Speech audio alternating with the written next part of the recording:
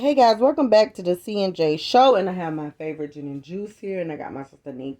Okay, so we're gonna be talking about Megan Good and her husband Devon Franklin. Franklin. Okay, so I guess we might as well give this a title: Who can find a good man?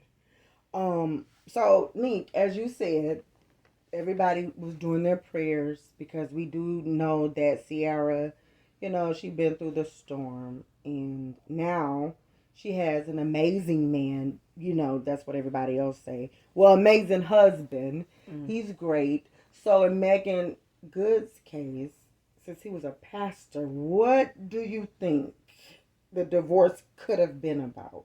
I mean, Honestly, I don't know 100%. I know there's been speculation about, okay, well, you know, he wanted well, I don't know if he wanted kids, but I guess at one point must be they agreed on not having children. I don't know if he changed his mind and he want kids now and she still doesn't, which is, for a lot of people is a deal breaker. I mean, I'll read off a small bit of what she said following the announcement of the divorce. okay. So basically, all the things she said was, she said, after much prayer and consideration, we have decided to go into our future separately, but forever connected. We celebrate almost a decade of marriage together in a love that is eternal. So I won't go into a whole bunch of everything she said because she did make a large paragraph there, but it doesn't seem like anything happened where anybody was betrayed in any kind of way as far as like cheating or anybody was hurt. It just sounds like maybe they grew apart or somebody might have woke up and realized like, well, hey, wait, I don't think this is really what I want to be doing. Like, I like you like a friend, but I don't think being married is a good move for us, like going into the future. But they were married. You They mean were to married but stay? continued to stay married. I mean, Yeah. I mean, I think it's one of those things like with Ken and De'Ara, mm-hmm. where you have some people that, regardless of what they do, look at their image, and after they look at their image, they got to look at their brands and don't be too so forthcoming and still be like, okay, yeah, it's casual, even if you got cheated on or whatever. Of course, she's not gonna make the man of God look bad. And sometimes you get a divorce and maybe it's not cheating, just it's Yeah, just not working for whatever crazy reason that it was not right. working. That happens. Yeah. And so that would bring on this question at this time. Now we don't know much about Megan Good. I Mm-mm. don't just she's just beautiful. She's an actor. But when she married in the beginning, when she married this pastor, her husband, everybody was like, okay, wow, you married Megan Good. As if like, okay, what you didn't know that she was just, not really like a church person or something like that. I don't know if that was the case, but that's what everybody was saying. Like, well, how you got married with somebody Yeah, like that? you couldn't connect to. Yeah, like she wasn't going to church every Sunday, so whoever would know that. But my thing would be, do you think it is something if you're dating, you going to dating a pastor, you guys get married, but you're not that faithful in Christ and in church and stuff, should you even consider getting married? Because honestly, just looking from the outside, I've been said years ago that this is going to be a fail if she's not, Mm. if she's not But connected like that in church. Normally, the first lady and the pastors is both in tune to God. You know, like going to church every day, doing this stuff, understanding things. So that's mm, why I was saying it. Like, would she want to sit up there in the pulpit right. like that? Mm.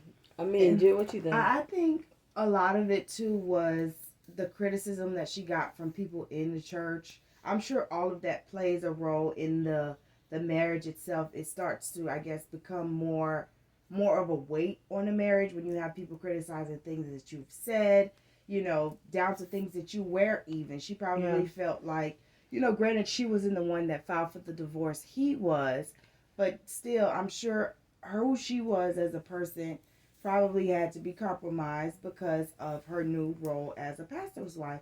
That's why, I agree with what you said, Cynthia. When I first found out that they were getting married, I was kind of like, yeah, let's see how long this lasts, because it seems like they are from two different worlds. Yeah. And you would hope that they would be able to come together and, be married for, the next 50 years, whatever it is. But I do feel like, aside from, if it was cheating, we don't know. If it was the kid thing, her not wanting to have kids, we don't know. But aside from those two things, I think their worlds, it's very hard to make their worlds mesh. Yeah. In terms of like even the type of like actor that she is.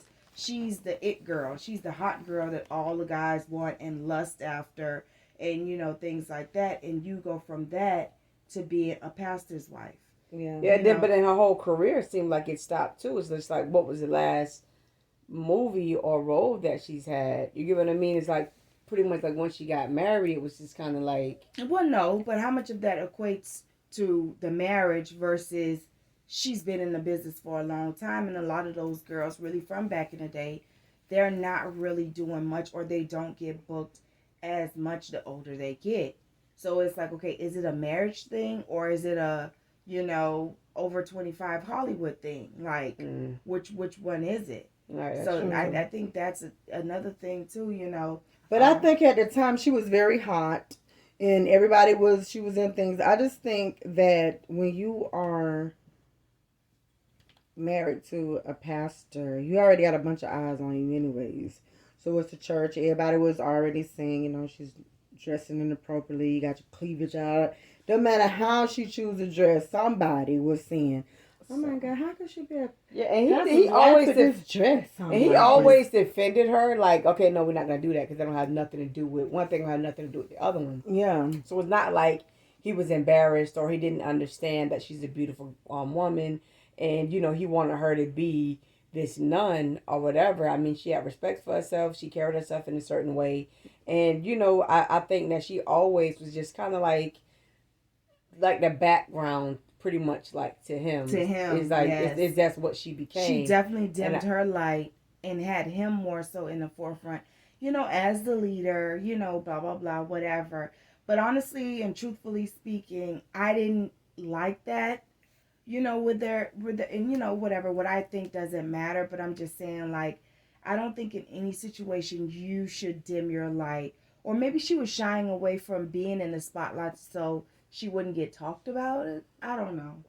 No, but you know what? It's so funny because you can marry just an average Joe, and nobody's really going to have all these different guidelines to how you need to be. But if you marry a pastor, it is so much of stuff. It comes with that. Like, you gotta pay attention to how you're dressed. It can't be too tight. It can't be too revealing. You do have to get up with them, pray with them, go to church every single day, in Bible study. You have to be connected with that too. And for the most part, throughout their marriage, only thing I always seen and heard was people saying, "Look at what Making Good got on. Why did she get married to him? She looks very seductive. Oh, she looked so exotic right here. Look at her lips. Look at this, what she got on." It's like, okay, but he married her. Obviously, that he was turned on by this stuff. Like, you can't change that. There's nothing that you could change. This girl was born with these lips or whatever, her body, whatever. It's just so crazy that you get in this thing. And a lot of the things that she could have been doing could have been, behind the scenes. I'm sure it was behind the scenes, like being a part of the church or with the youth or, different organizations that she was helping that you would naturally do by being a pastor's wife. But people, I'm sure, did not report that, but they want to report all of the negative. Yeah, right. Because that's what, that's what's going to sell. How would that be? We're saying, "Oh yeah, Megan Good is out there passing out sandwiches to the homeless," versus look at what she has on and she's supposed to be this woman of God with a pastor. That's embarrassing. His dad and mom is pastor, and look at you, look at your cleavage. She's not it. So before we just to move on from this, and if we need to do something, a second part, we'll just coming on and say, like, wow, how did this come to an end? But see, and also real quick too, I think that whole look have changed, right? from the younger women that's in church. They are curvier, and they do show that, you know what I mean. You don't they are wearing the Christian Louboutin heels, red bottoms, walking in there with you know some cleavage or something that's super tighting, like super fitting, to their bodies and things like that. So yeah, but it's not the lady. There's not nobody in the they've been pulpit. speaking. Yeah, they were in the pulpit. Yeah, they are. speak. Yeah, Yeah. they are in the.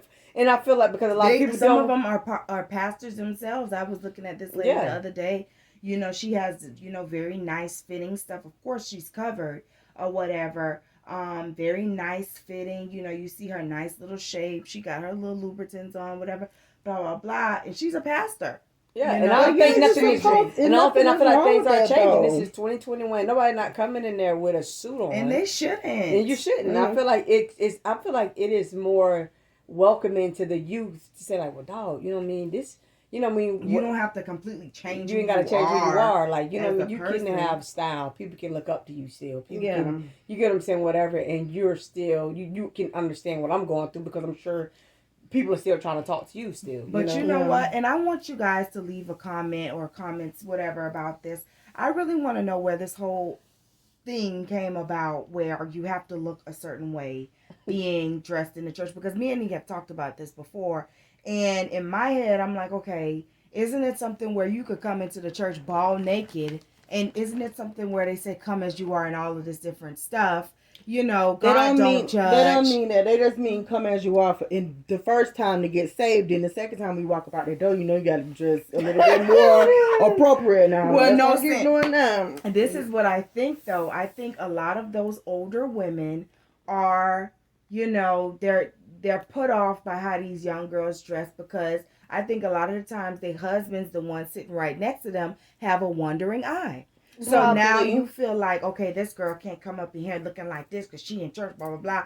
I'm dressed in my, 1930s best. You can't come up in here, looking like this. And I really feel like that's what it is, because they missed the point. It's about God. It's not about what the girl sitting next to you have on. Why is that? Why are you so easily distracted? Because what you said, and because they make everything out of a God wouldn't like it.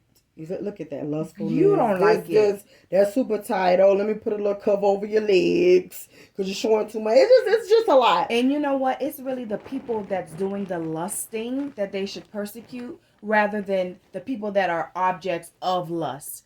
Because I'm dressed like that, this doesn't mean that I want your husband to come and lust after me. No, you need to reprimand your husband for doing the lusting.